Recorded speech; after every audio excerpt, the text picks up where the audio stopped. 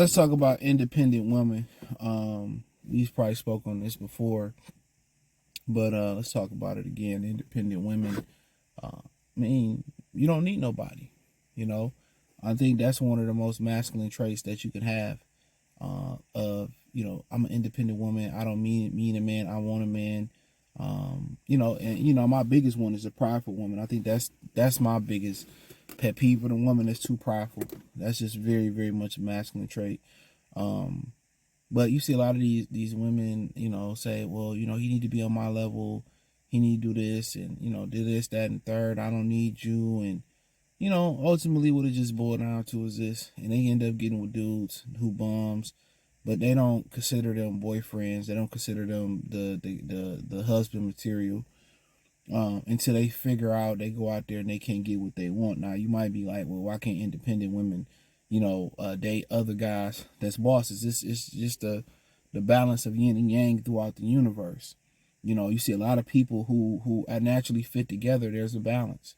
You might have the outgoing person in a relationship, and then you have the conservative person in a relationship. I mean, even you look at some of the friends groups in high school, in ways y'all shared similar interests, but you had the wild ninja that just was wild and said whatever you wanted to say. You had the dude that was kind of more conservative.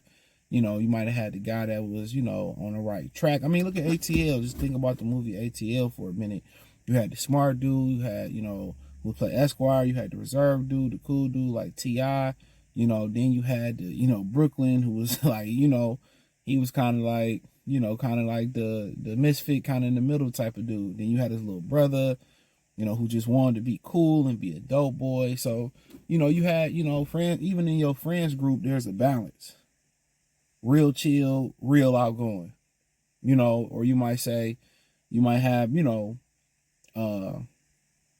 real smart, not so smart, street smart, book smart. It's a balance, especially when it's more than two or three people, a true group, 3, 4, 5, it's a balance, and you have to understand a relationship, if y'all both grinding towards, being millionaires and y'all both grinding and y'all both putting everything into y'all careers, y'all not pouring into it together, there's no time to start a family, and woman, you on the clock.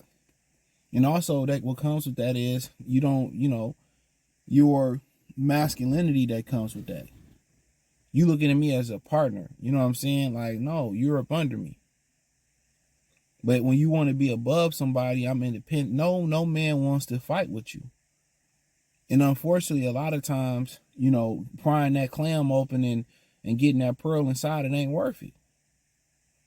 A lot of the women that be, that's professional and all that, like it's not worth it.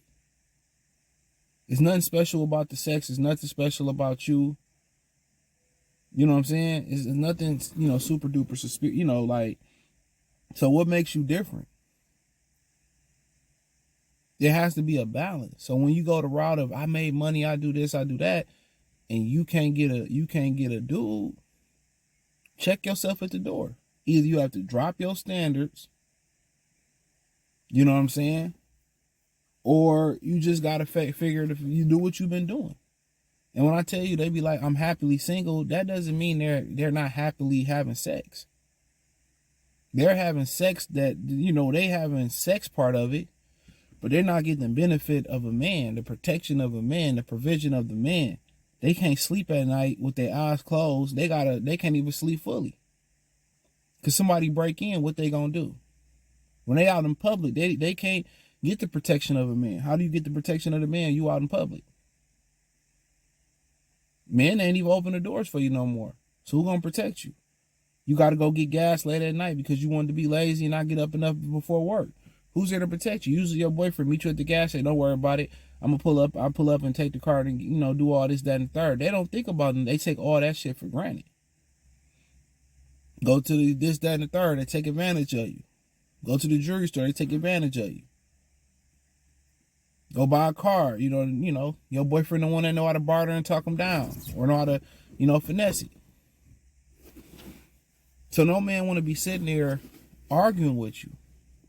A lot of guys that see you and they see these masculinity traits and all this stuff, and you ain't even got to say none of the stuff you say on the internet. They already know, like, I ain't calling her back, or I'm just about to smash it and keep it moving. You already know that's happened to those type of women. They just getting smashed, and guys are just keeping it moving. They know they're not giving her a hard commitment. You know, there's no admiration for you. There's no submission. There's no, willingness to be a wife. Like, come on. Why do, if I want to go, if I want to do that, I'll just go start a business with a homeboy. And you notice all the men say, all the majority of the men go for the same type of women almost. Outside the entertainers and shit, like, but for the most part, them professional women, a lot of them dudes will skip right over them and go get a chick at McDonald's. Go get a chick fresh out of college, fresh out of high school. They skip over all y'all. You know what I'm saying? And then when you start talking about when y'all 30 already, it's a wrap. Y'all stuck in y'all ways. So you done gave your best years away to your career, your best years away from situationships. You got your best years away to that. And now you 30, and now you want to raise the bar up, talking about, oh, he got to make $200,000-300,000. He got to be this tall. And dude's like, girl, you're not worth none of that. None of that. You see the guys like in the entertainment world, the hoopers, they smashing like Instagram models, OnlyFans models, porn stars over y'all. They'll go take and cuff and make a baby mama a millionaire housewife, or OnlyFans model or Instagram model housewife before they dealing with y'all. You have to just be like, okay, but the mindset is set in stone. I dealt with some women like that. But a lot of the times, when you kind of getting hitting it, everything go out the window. All they standards go out the window. The first level is attractiveness, and then if you got money, they willing to put. It's layers to what they willing to put up with. A lot of them women say, "Oh, this, that, and the third," but all they experiences scream guys that wasn't qualified. So you went through in your 20s or your teenage to 20s, you went through a list of guys that wasn't qualified. Now, when your value is low, now you want to raise your qualifications. But you're not going to stop. You're not going to improve yourself. You're not going to stop sleeping with the less qualified guy. It doesn't make any sense. I can be myself and be a regular guy and get a girl that look way better than you and do what I'm going to say do. I'm not going to benefit from your money. These same women want you to pay for everything still so they can, and the guy's like, nah, no thank you. You can keep it. So you're going to drain my money, drain my resources, drain me of everything, and then you got Nathan. I got Nathan, and you just go on about your way. No thank you. Yeah, that's a lot. That a lot of these guys that y'all really want, that's this tall, that make this money, they go get OnlyFans models. They go make Drake made a baby mama, a porn star baby mama over you, and that don't kind of resonate with you a little bit. I don't know, but hey, let me know what you girls and guys think, man. Join the Patreon. It's on the link in the description. Appreciate that. Thumbs up the video, share the video, subscribe to the channel. Peace.